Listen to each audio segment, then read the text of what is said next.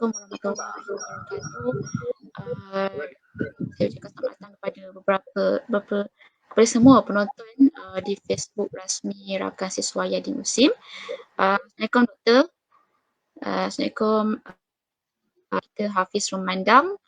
Jadi bertemu lagi hari ini untuk sama-sama mendengar tafsir daripada panel kita Dr. Widus. Jadi sebelum kita mulakan kita baca Al-Fatihah.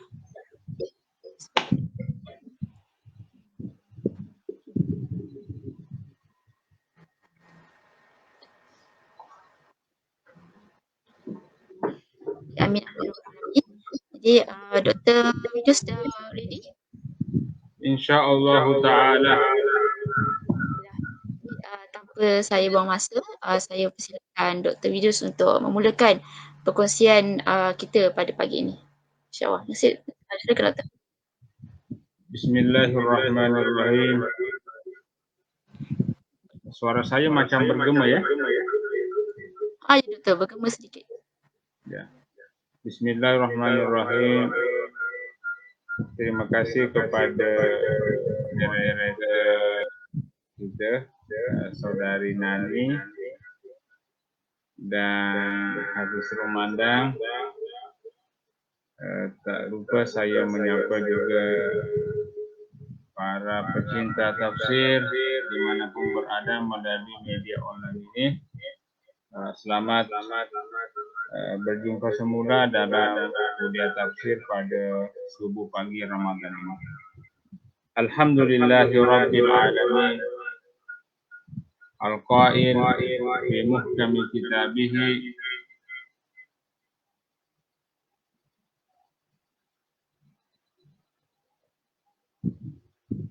Syahru Ramadan alladzi unzila fihi al-Qur'an hudan lin-nasi wa bayyinatin minal huda wal furqan. Ashhadu an la ilaha illallah wahdahu la syarika lah wa ashhadu anna Muhammadan abduhu wa rasuluh. Al-qail fi hadithihi syarif kama ruya an Amr ibn al-As anin Nabi bi sanadin dha'if anna as-siyama wal Qur'ana yushaffi'ani lil 'abd yaqulu as-siyam Rabbi mana'tuhu at-ta'am wasyahawat bin nahar fashaffi'ni fih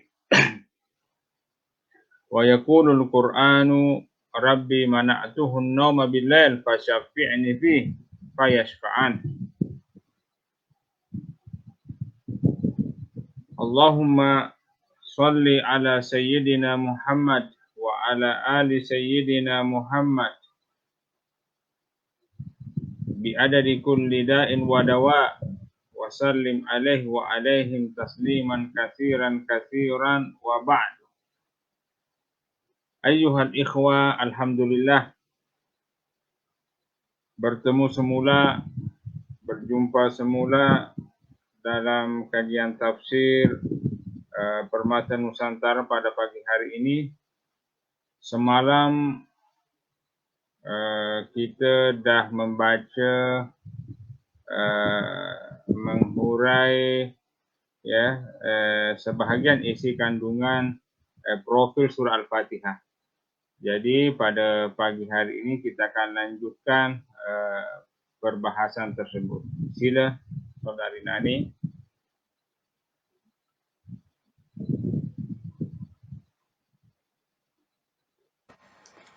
Baik, saya akan sambung untuk membaca PDF yang di-share di skrin.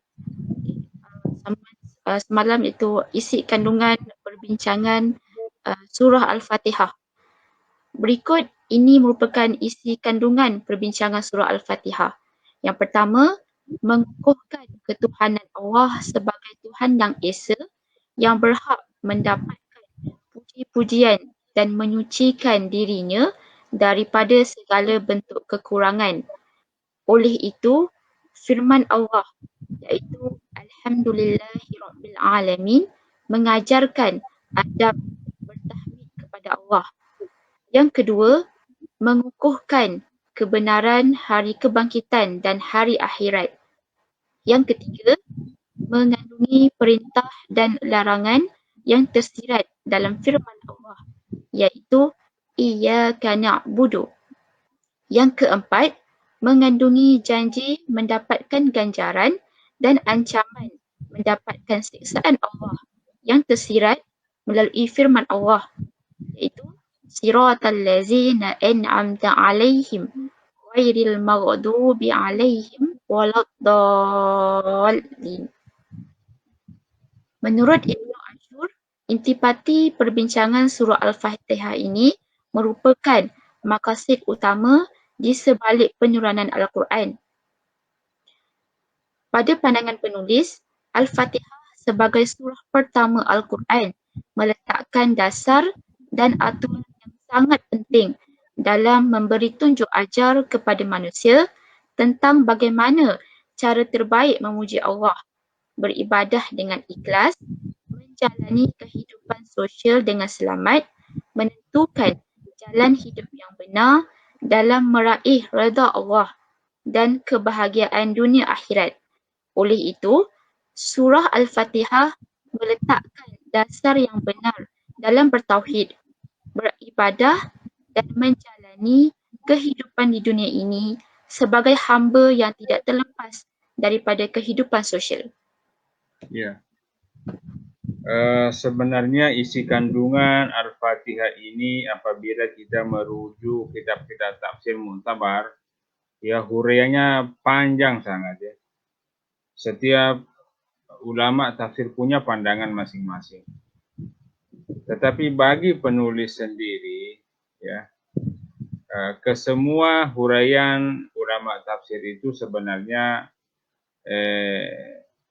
bertemu juga pada penghujungnya ya, bahwa surah Al-Fatihah ini meskipun hanya 7 ayat, tetapi pada hakikatnya ia meletakkan dasar. Jadi Al-Fatihah ini adalah dasar yang meletakkan dasar atau aturan atau kaedah macam mana mentauhidkan Allah, macam mana beribadah dengan ibadah yang benar kepada Allah, macam mana menjalani kehidupan sosial ini dalam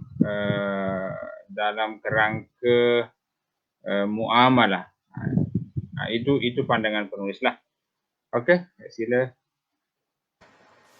Baik, seterusnya, nama-nama surah Al-Fatihah. Pengambilan nama untuk setiap surah Al-Quran termasuk Al-Fatihah diperolehi dengan 2 cara, iaitu yang pertama, riwayat sahih daripada Rasulullah SAW. Kesemua nama yang diperolehi melalui jalan ini disebut sebagai Al-Asma' Al-Taqufiyah.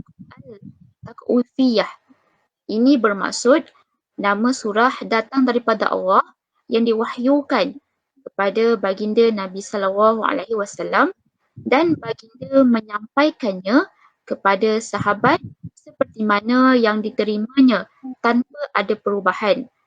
Manakala jalan kedua pula adalah melalui ijtihad ahli tafsir. Kumpulan nama surah yang diperolehi dengan cara seperti ini dikenali sebagai Al-Asma' Al-Ijtihadiyah. Penulis pada perkara ini akan menyebutkan secara detail nama-nama surah yang termasuk dalam kumpulan pertama berserta riwayat yang menyokong.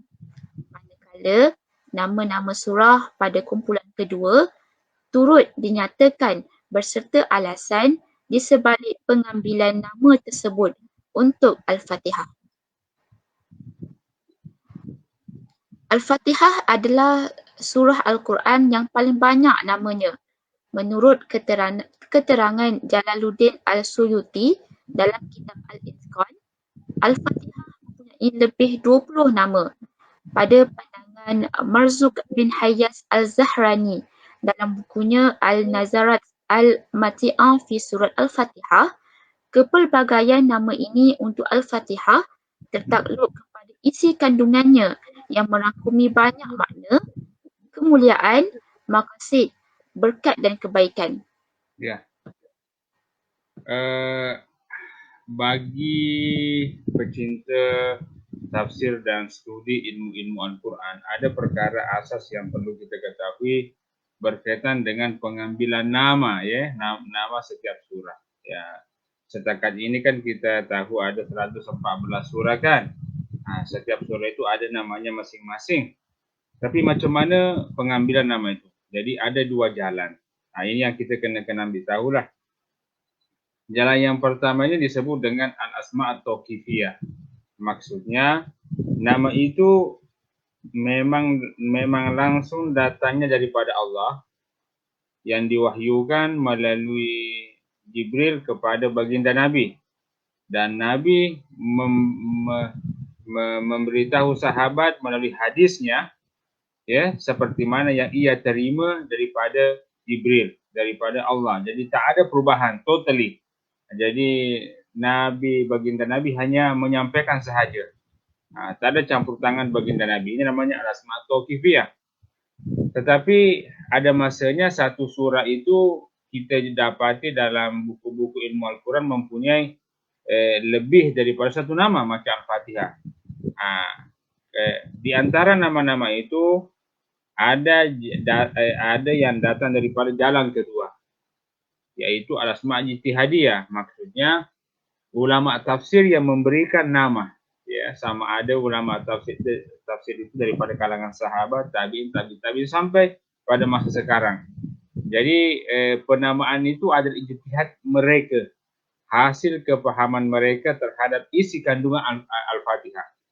Nah, ini kita harus kenal pasti yang mana nama-nama tauqifi dan mana nama-nama ijtihadi.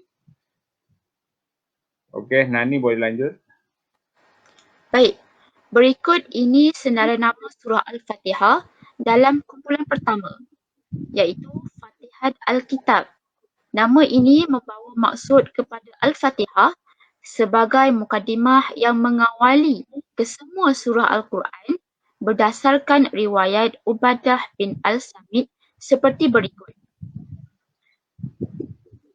Terjemahannya daripada Ubadah. An Ubadah bin As-Samit anna Rasulullah sallallahu alaihi wasallam qala la salata liman lam yaqra bi Fatihati al-Kitab. Baik, terjemahannya daripada Ubadah bin Al-Samit bahawa Rasulullah SAW bersabda, tidak sah solat orang yang tidak membaca Fatihat Al-Kitab. Menurut Abu Ubaidah dalam kitabnya Majaz Al-Quran, perolehan nama ini kerana Al-Fatihah telah menjadi mukadimah Al-Quran seperti yang sedia ada dalam mushaf. Pada pandangan penulis, kedudukan Al-Fatihah sebagai mukadimah surah-surah Al-Quran dapat digambarkan sebagaimana berikut.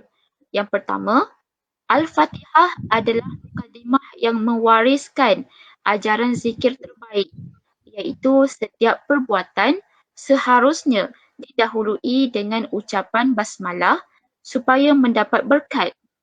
Yang kedua, Al-Fatihah adalah mukadimah yang mengajarkan keikhlasan dalam beribadah. Ikhlas ketika memuji Allah, Tuhan seluruh alam, ikhlas ketika berdoa dan ikhlas ketika mencari hidayah. Yang ketiga, Al-Fatihah adalah mukadimah yang mengajarkan kepentingan erti keseluruhan dalam apa jua ibadah yang dilakukan dengan menjadikan hanya Allah sebagai tumpuan. Yang keempat, Al-Fatihah adalah mukadimah yang mengajarkan keseimbangan hidup antara wasilah dan tujuan hidup, ibadah zahir dan ibadah batin, ubudiah manusia selaku hamba Allah yang memerlukan hidayah, pertolongan dan perlindungan. Ya. Jadi nama tauqifi Al-Fatihah yang pertama adalah Fatihatul Kitab. Maknanya nama Al-Fatihah, Fatihatul Kitab, nama Fatihatul Kitab untuk Al-Fatihah itu datang daripada Allah. Apa dasarnya? Pasti ada dasarnya daripada hadis. Itulah hadisnya yang tadi kita dah bacakan. Jadi hanya saja ulama tafsir mencuba merungkai kenapa Al-Fatihah disebut dengan nama lain datang daripada Allah sebagai Fatihatul Kitab. Ya, jadi siapa ini? Abu Ubaidah dalam bukunya, ya secara ringkas dia mengatakan karena Al-Fatihah adalah muqaddimah Al-Quran. Soalannya, apa keistimewaan Al-Fatihah sebagai muqaddimah Al-Quran sehingga ia layak menyandang nama daripada Allah Fatihatul Kitab? Ya, ini menurut pandangan penulis lah secara ringkas ya.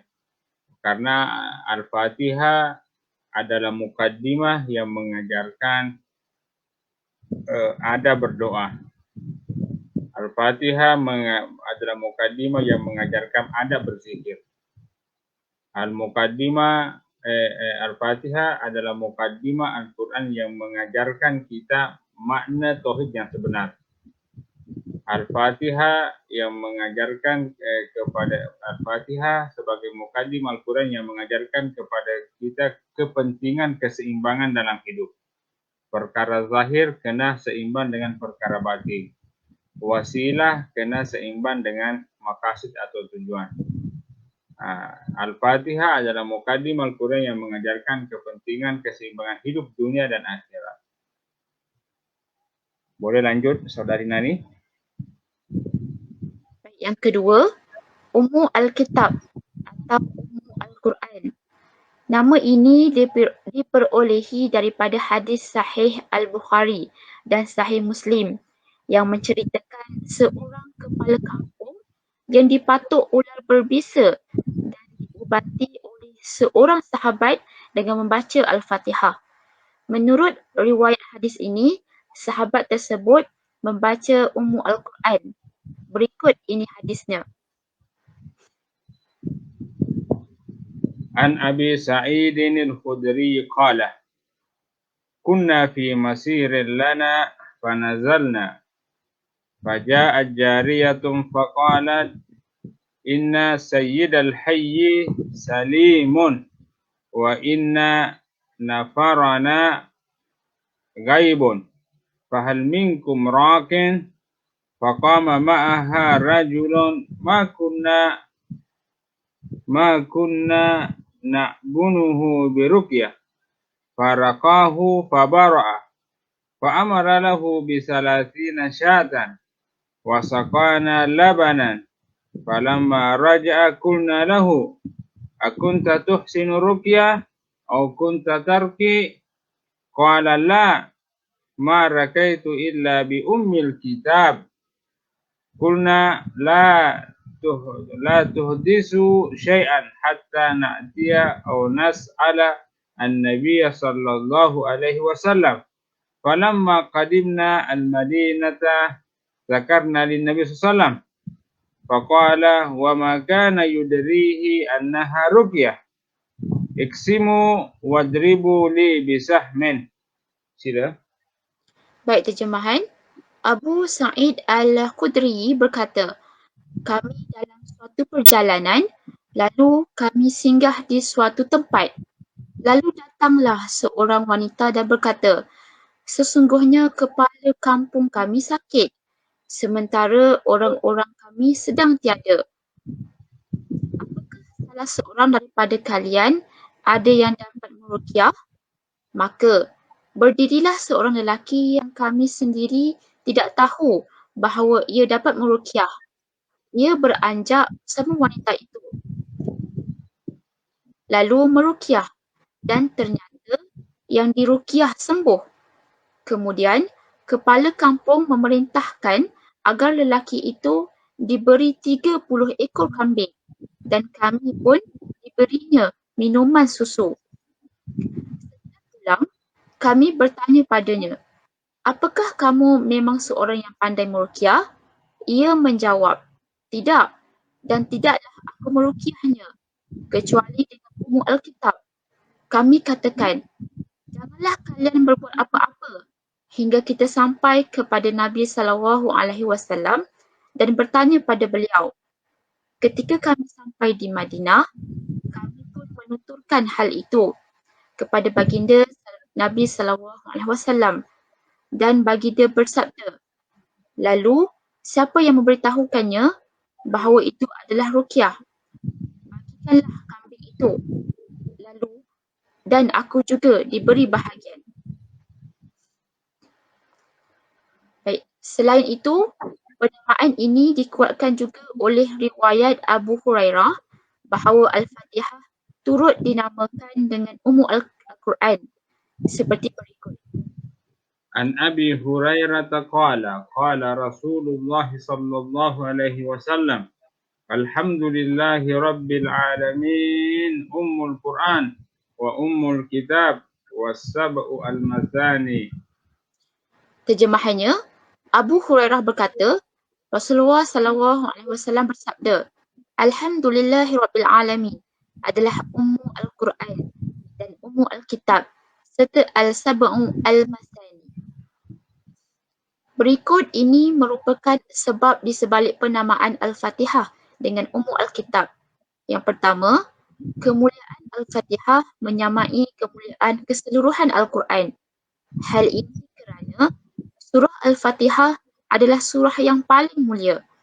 Yang kedua, surah Al-Fatihah termasuk surah muhkamat dengan isi kandungan dan makna yang jelas, manakala surah-surah muhkamat adalah ummu Al-Kitab.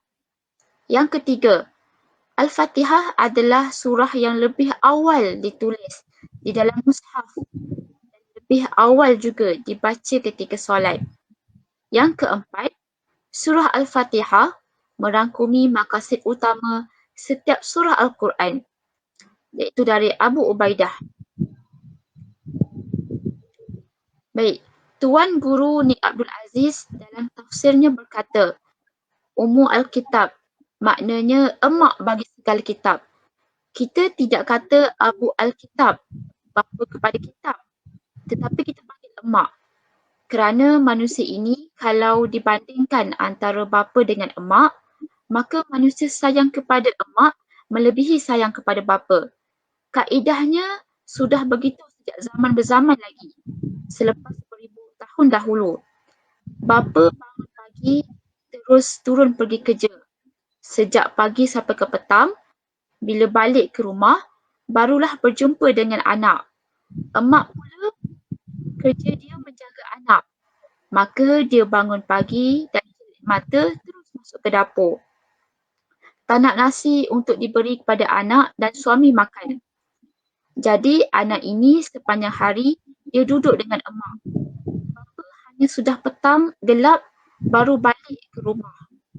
Maka kesayangan anak kepada emak melebihi kesayangan kepada bapa kerana emak duduk bersama dengan anak.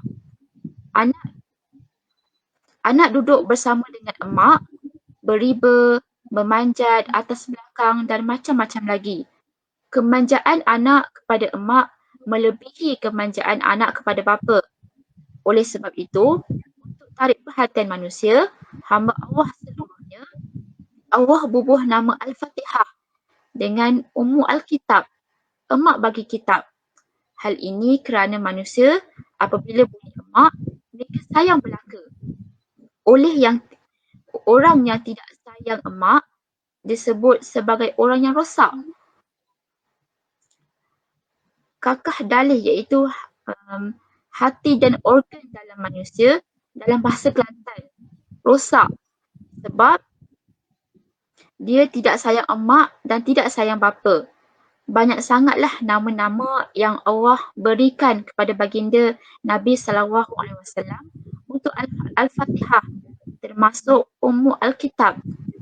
Jadi sampai sekarang pun apabila kita hendak membuka majlis atau membuka mesyuarat, maka kita membaca Al-Fatihah sebagai Ummu Al-Kitab, ibu bagi kitab.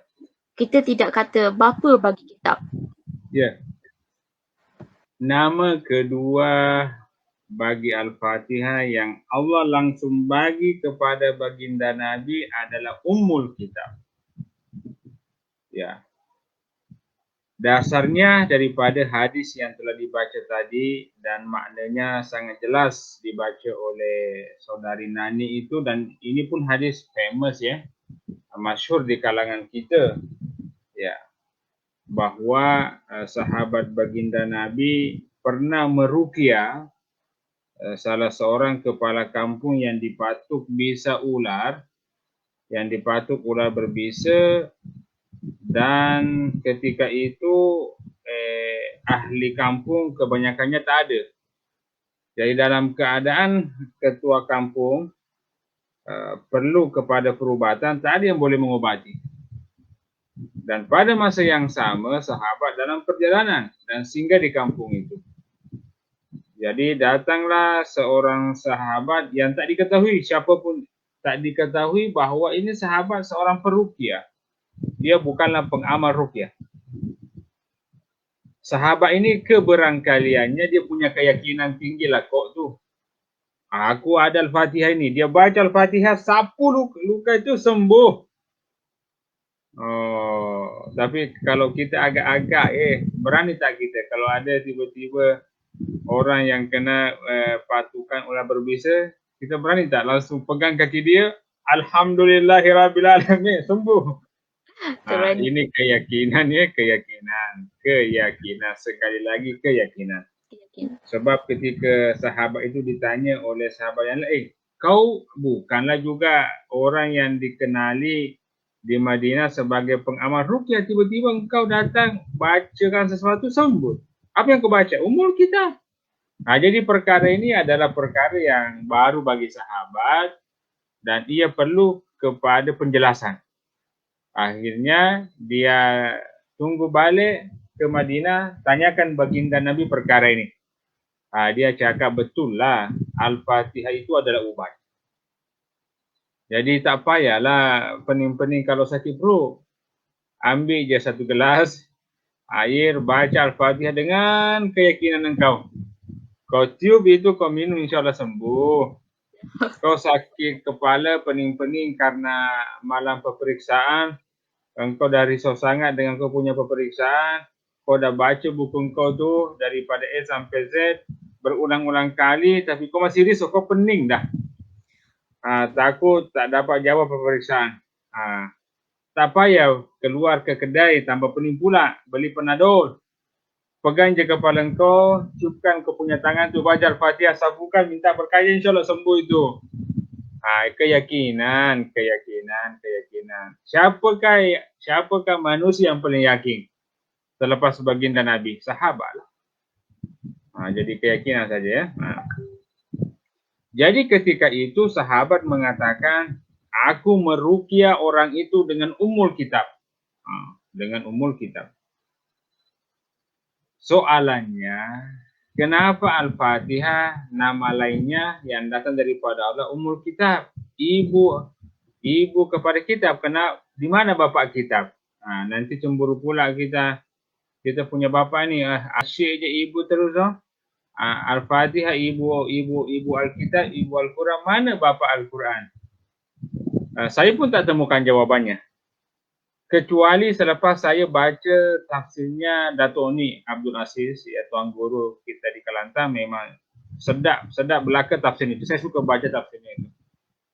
Jadi Dato' Ni dia betul-betul seorang alim ulama. Dia bukan hanya seorang tokoh politik yang disegani, tapi penulis tafsir Permata Nusantara sendiri yakin bahawa beliau adalah seorang alim ulama yang muktabarlah. Itu nampak sekali daripada penulisan tafsirnya.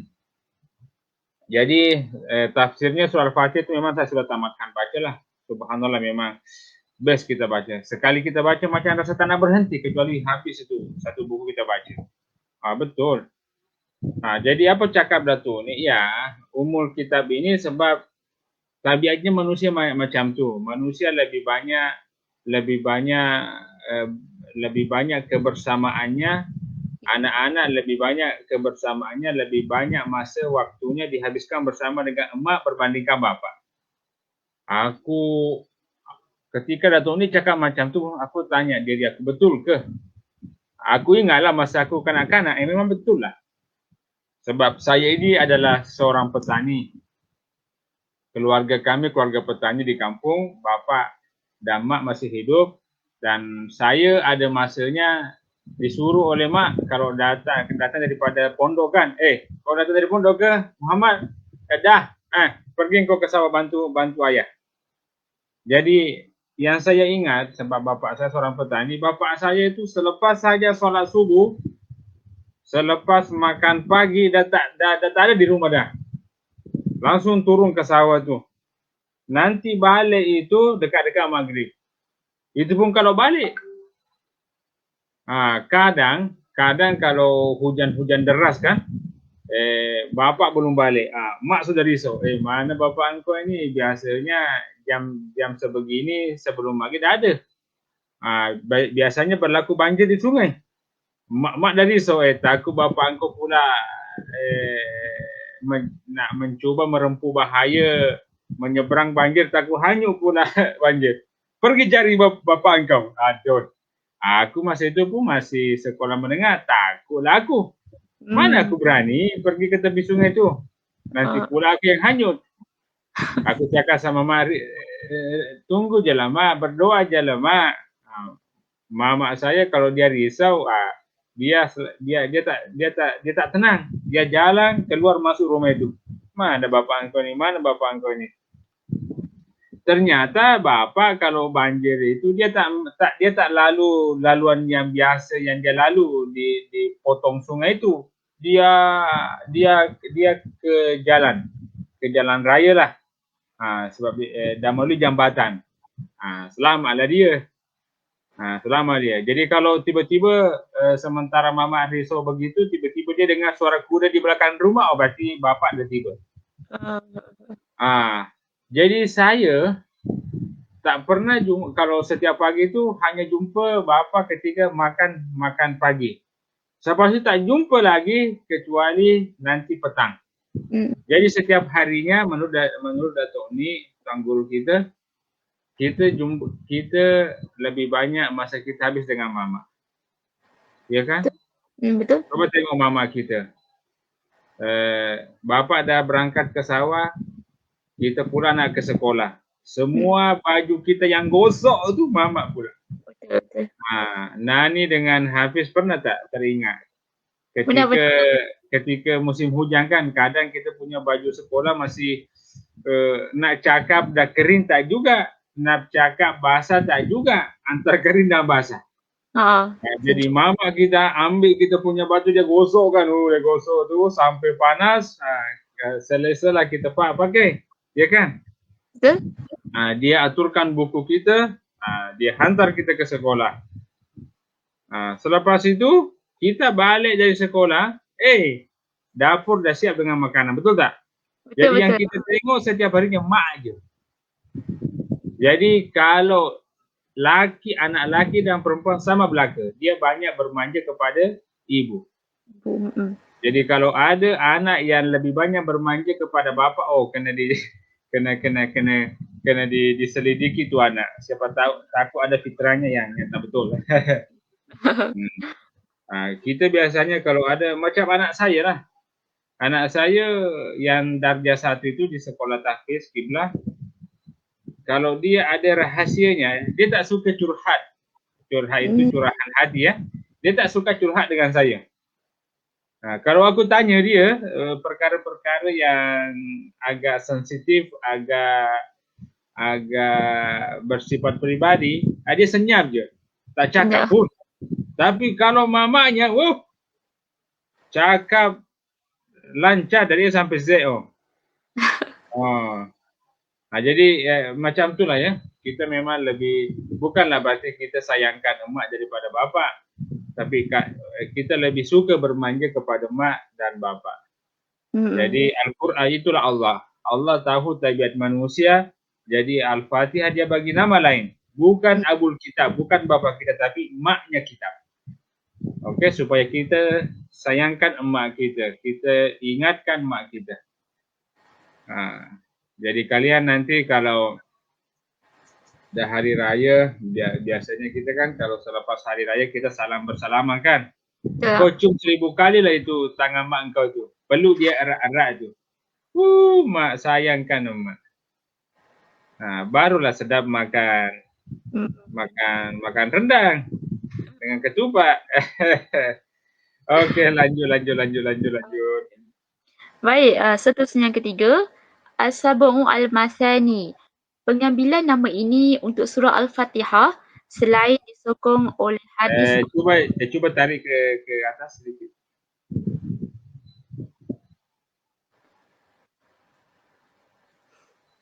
Okey. As-Sab'u Al-Masani. Okey, baik. Okay. Saya sambung. Pengambilan nama ini untuk surah Al-Fatihah selain disokong oleh hadis Abu Hurairah yang sudah disebutkan sebelumnya pada nama kedua surah ini. Ia juga disokong oleh Al-Quran melalui surah Al-Hijr ayat 87. Walaqad atainaka sab'an minal mathani wal Qur'anal azim. Baik, terjemahannya, dan sesungguhnya kami telah berikan kepadamu 7 ayat yang dibaca berulang-ulang dalam Al-Quran yang agung. Menurut Al-Fara' dalam kitabnya Ma'ani Al-Quran, 7 ayat yang dimaksudkan itu adalah ayat-ayat surah Al-Fatihah. Dasar-dasar penamaan Al-Fatihah dengan As-Sab'u Al-Masani adalah seperti berikut. Yang pertama, kerana Al-Fatihah berulang-ulang bacaannya pada setiap rakaat salat. Yang kedua, kerana Al-Fatihah terdiri dari 7 ayat. Dan yang ketiga, kerana terdapat 7 huruf yang tidak termasuk di dalam huruf-huruf Al-Fatihah, iaitu Sa, Jim, Kha, Zai, Shin, Zo dan Fa. Menurut Al-Mursi dalam kitab Al-Itqan, pandangan ini sangat lemah kerana pengambilan nama bagi sesuatu selalunya berdasarkan apa yang dimilikinya. Manakala ketujuh-tujuh huruf ini tidak ada dalam surah Al-Fatihah. Pada pandangan penulis, Al-Fatihah mengandungi maqasid utama di sebalik penurunan Al-Quran seperti mana yang telah dinyatakan sebelumnya. Manakala intipati perbincangan setiap surah tidak terkeluar daripada maqasid tersebut. Oleh itu, membaca surah-surah Al-Quran yang lain seperti membaca surah Al-Fatihah secara maknawi. Hal ini kerana intipati kandungan surah Al-Fatihah juga didapati pada surah-surah lain. Ya. Jadi nama ketiga untuk Al-Fatihah yang langsung datang daripada Allah dengan dalil-dalil sama ada daripada Al-Quran ataupun hadis adalah As-Sab'ul Masani, iaitu 7 ayat yang dibaca berulang-ulang. Tadi sudah dijelaskan reason. Jadi ulama tafsir mencoba merungkai kenapa Allah menyebut Al-Fatihah dengan As-Sab'ul Masani. Tadi sudah disebutkan semua alasan-alasannya. Tapi bagi penulis sendiri, ini saya tak ada jumpa di mana-mana kitab tafsir sudah ada. Ini pandangan penulis, ini pandangan murni penulis bahawa Al-Fatihah ini kan mengandungi maqasid utama Al-Quran. Maksud di sebalik penurunan Al-Quran. Al-Fatihah mengandungi maksud utama di sebalik penurunan Al-Quran. Sementara, jadi setiap kali kita membaca Al-Quran, mana-mana surah seolah-olahnya kita membaca surah Al-Fatihah. Sebab isi kandungan intipati atau maqasid surah yang kita baca sama belaka dengan maqasid surah Al-Fatihah. Jadi itu okey. Lanjut. Baik, yang keempat, Al-Quran Al-An'am. Pengambilan nama ini untuk Al-Fatihah didasarkan kepada hadis baginda Nabi SAW yang diriwayatkan oleh Abu Sa'id Al-Mu'alla seperti berikut. An Abi Sa'id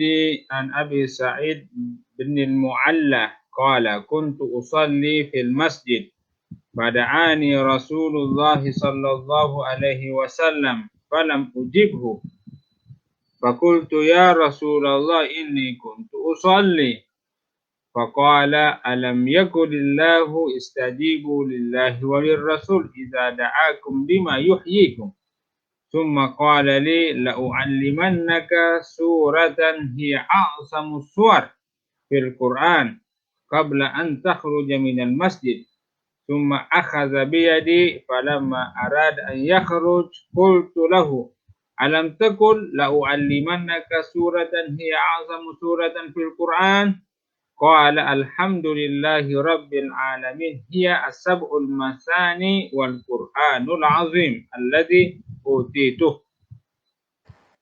Baik, terjemahannya. Abu Sa'id Al-Mu'alla berkata, ketika aku sedang solat, baginda Nabi SAW memanggilku, tetapi aku tidak menjawabnya.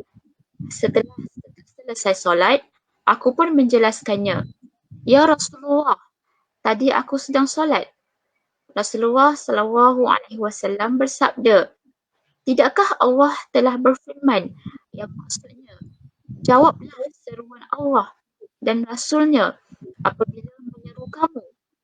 Baginda lalu berkata, aku akan mengajarkanmu satu surah yang sememangnya adalah surah yang paling mulia sebelum kamu keluar dari masjid. Rasulullah pun memegang tanganku dan ketika kami akan keluar masjid, aku mengingatkan baginda dengan berkata, wahai Rasulullah, engkau tadi telah berkata bahawa baginda akan mengajarkan aku surah yang paling mulia dalam Al-Quran. Baginda lalu berkata, Alhamdulillahi Rabbil Alamin adalah as-sab'u al-mathani dan Al-Quran Al-Azim yang dikurniakan kepadaku. Menurut Imam Al-Qurtubi dalam tafsirnya, pengambilan nama tersebut untuk Al-Fatihah adalah didasarkan kepada isi kandungan Al-Fatihah yang merangkumi semua ilmu Al-Quran. Ini petunjuk tentang adab memuji Allah dengan menyebut sifat-sifat kesempurnaan dan kemuliaannya, mengandungi perintah untuk beribadah dan ikhlas dalam beribadah, menyatakan pengakuan hamba mengenai kelemahan dirinya dalam menegakkan ibadah kecuali dengan pertolongan Allah, mengajak manusia untuk sentiasa bermunajat memohon hidayah Allah dalam meniti jalan hidup Islam yang lurus dan menjelaskan gambaran hidup orang-orang yang derhaka terhadap perintah Allah di dunia.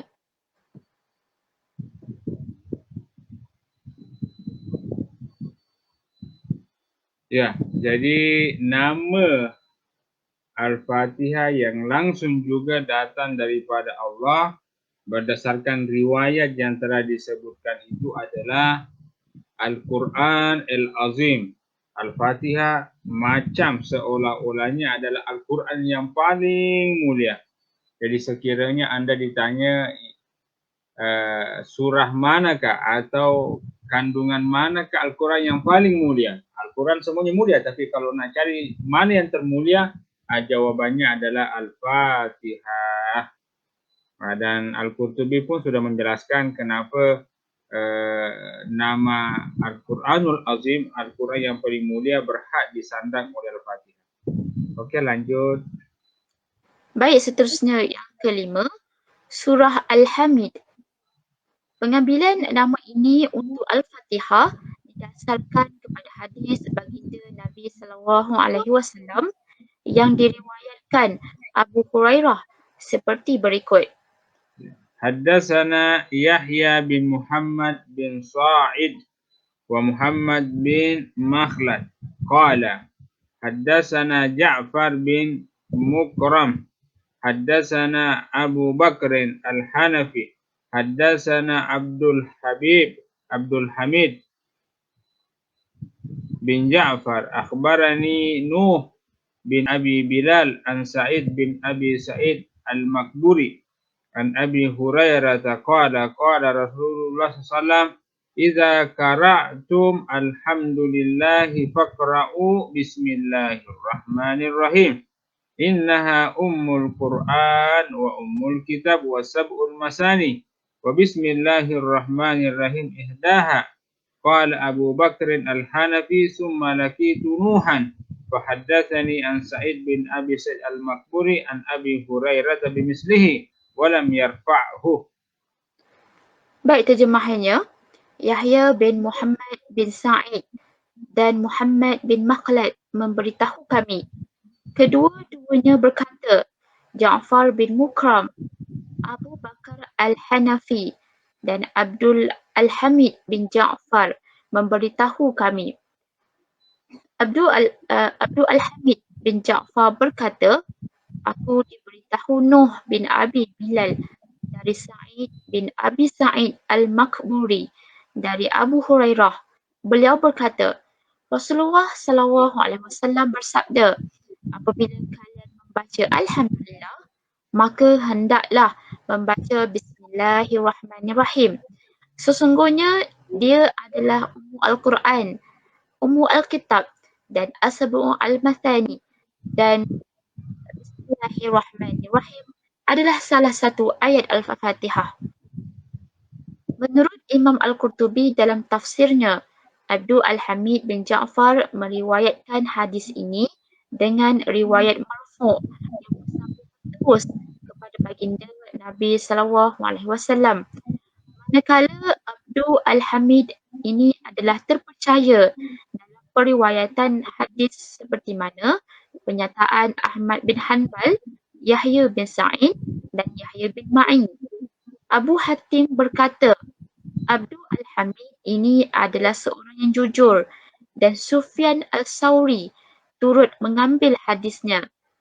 Adapun Nuh bin Abi Bilal adalah terpercaya dan popular dalam kalangan ahli hadis. Baik, majoriti ahli tafsir turut bersetuju dengan pengambilan nama ini untuk Al-Fatihah dan menyebut nama ini dalam tafsir mereka seperti Ibnu Juzai Al-Kalbi dalam tafsirnya Al-Tashil, Al-Fahrul Abadi, Muhammad bin Ya'qub dalam kitabnya Al-Basair, Jalaluddin Al-Suyuti dalam kitabnya Al-Itqan menyebut nama lain untuk Al-Fatihah iaitu surah Alhamdul Ula yang bermaksud surah Alhamd yang pertama dan surah Alhamd Al-Qusra yang bermaksud surah Alhamd yang pendek. Pada pandangan Syekh kami di Universiti Al-Azhar, Profesor Dr. Jum'ah Ali Abdul Qadir dalam kitabnya Ma'alim Suwar Al-Quran, surah Al-Fatihah dinamakan dengan surah Alhamd kerana ia diawali dengan perkataan Alhamdu. Meskipun terdapat 4 surah lagi di dalam Al-Quran yang diawali dengan perkataan ini, iaitu surah Al-An'am, Al-Kahfi, Sabah dan Fatir. Jadi, sekiranya kita mengatakan surah Alhamdu, maka yang dimaksudkan terus adalah surah Al-Fatihah. Ya. Jadi nama lain untuk Al-Fatihah yang datang daripada Allah adalah surah Al-Hamd, surah pujian. Berdasarkan riwayat yang telah dibacakan tadi, ya. Sebenarnya tapi As-Suyuti dalam kitabnya Al-Itqan ada menyebut ya surah Alhamdu Al-Ula. Jadi As-Suyuti sengaja menambahkan sifat surah Alhamdi Al-Ula atau surah Alhamdi Al-Qusra hanya untuk membezakan dengan surah-surah lain yang dimulakan juga dengan Alhamdulillah, macam Al-Kahfi, Sabah, Fatir dan seterusnya. Tetapi andaian kita mendapati dalam mana-mana buku tafsir ahli tafsir menyebut surah Al-Hamdu, maka automatically surah Al-Hamdu itu adalah Al-Fatihah, meskipun tidak menyebut surah Al-Hamdi Al-Ula atau surah Al-Hamdi Al-Qusra. Mereka hanya menyebut surah Al-Hamdu, automatically yang dimaksudkan itu surah Al-Fatihah dan bukan surah-surah yang lain. Okey, lanjut. Yang keenam, surah As-Salah. Pengambilan nama ini untuk Al-Fatihah adalah jelas kerana membaca Al-Fatihah dalam solat merupakan syarat kesempurnaan solat. Kenyataan ini berdasarkan riwayat Abu Hurairah seperti berikut. عن أبي هريرة عن النبي صلى الله عليه وسلم قال من صلى صلاة لم يقرأ فيها بأم القرآن فهي خداج ثلاثا غير تمام. فقيل لأبي هريرة إنا نكون وراء الإمام فقال اقرأ بها في نفسك وإني سمعت رسول الله صلى الله عليه وسلم يقول قال الله تعالى قسمت الصلاة بيني وبين عبدي نصفين ولعبدي ما سأل فإذا قال العبد الحمد لله رب العالمين قال الله تعالى حمدني عبدي وإذا قال الرحمن الرحيم قال الله تعالى أثنى علي عبدي وإذا قال مالك يوم الدين قال مجدني عبدي وقال مرة فوض إلي عبدي فإذا قال إياك نعبد وإياك نستعين قال هذا بيني وبين عبدي ولعبدي ما سأل فإذا قال اهدنا الصراط المستقيم صراط الذين أنعمت عليهم غير المغضوب عليهم ولا الضالين قال هذا لعبدي ولعبدي ما سأل. Baik, terjemahannya, Abu Hurairah berkata bahawa Rasulullah SAW bersabda, barang siapa yang solat tidak membaca Al-Quran, maka solatnya tidak sempurna. Baginda mengulangi ucapannya ini sebanyak 3 kali. Dikatakan kepada Abu Hurairah, bagaimana pula dengan kami yang berada di belakang imam? Lalu Abu Hurairah berkata, bacalah Al-Fatihah di dalam hati. Sesungguhnya, aku mendengar Rasulullah SAW bersabda, aku bahagikan solat, iaitu bacaan solat antara aku dan hamba-Ku kepada 2 bahagian. Dan untuk hamba-Ku, apa yang dia minta? Jika seorang hamba mengucapkan Alhamdulillahirrabbilalamin, Allah berfirman, hamba-Ku telah memuji-Ku. Jika ia membaca Ar-Rahmanir-Rahim, Allah berfirman, hamba-Ku memuji-Ku. Jika dia membaca Maliki Yaumiddin, Allah berfirman, hamba-Ku memuliakan aku. Dan Allah juga turut berkata, hamba-Ku telah menyerahkan segala urusannya kepadaku. Jika dia mengucapkan Iyyaka na'budu wa iyyaka nasta'in, Allah berfirman, ini bahagian aku dan hamba-hambaku, dan untuk hamba-Ku apa yang dia minta. Jika seorang hamba mengucapkan ihdinas siratal mustaqim, siratal ladzina an'amta 'alaihim ghairil maghdubi 'alaihim waladdallin, Allah berfirman, ini bahagian hamba-Ku dan untuk hamba-Ku apa yang dia minta.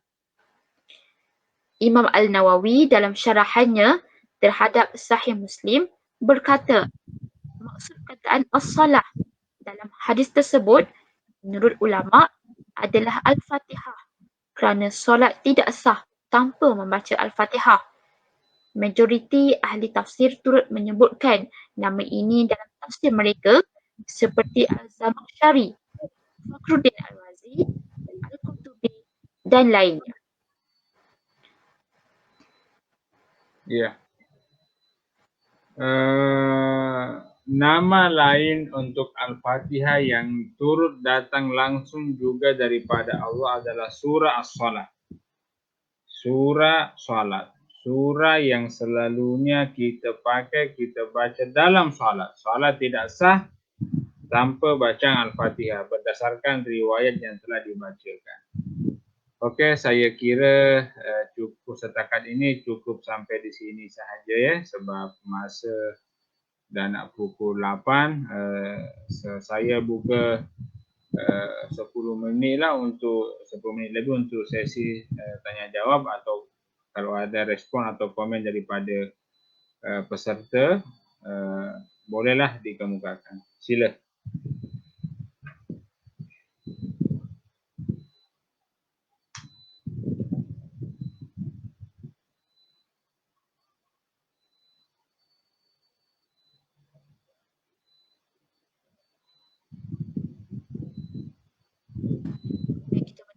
anda ada soalan daripada penonton.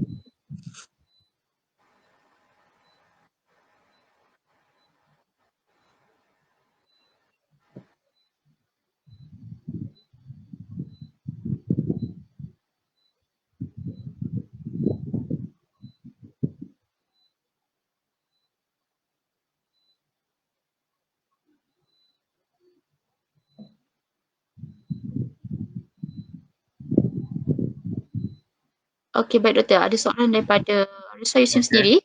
Assalamualaikum Ustaz. Benarkah Ummul Furqan juga nama lain bagi Al-Fatihah? Macam ni sebenarnya Ummul Furqan ini tak ada pun saya dapati dari mana-mana kitab tafsir muktabar yang menyatakan bahawa Al-Fatihah itu namanya adalah Ummul Furqan. Yang ada itu adalah Ummul Kitab. Hanya sahaja Al-Quran itu kan salah satu namanya adalah Al-Furqan kan. Al-Quran itu salah satu namanya adalah Al-Furqan. Jadi kalau kita cakap Al-Fatihah itu adalah Ummul Quran, ibunya Al-Furqan, ibunya Al-Quran betul juga. Hanya saja kalau nak cakap mana sokongan hadisnya, memang tak ada lah. Mana sokongan pandangan daripada ulama tafsir muktabar, memang tak ada. Ya. Tetapi daripada maknanya, memang betul lah.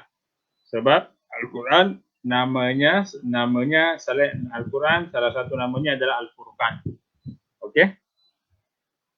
Saya macam mana, jelas ya?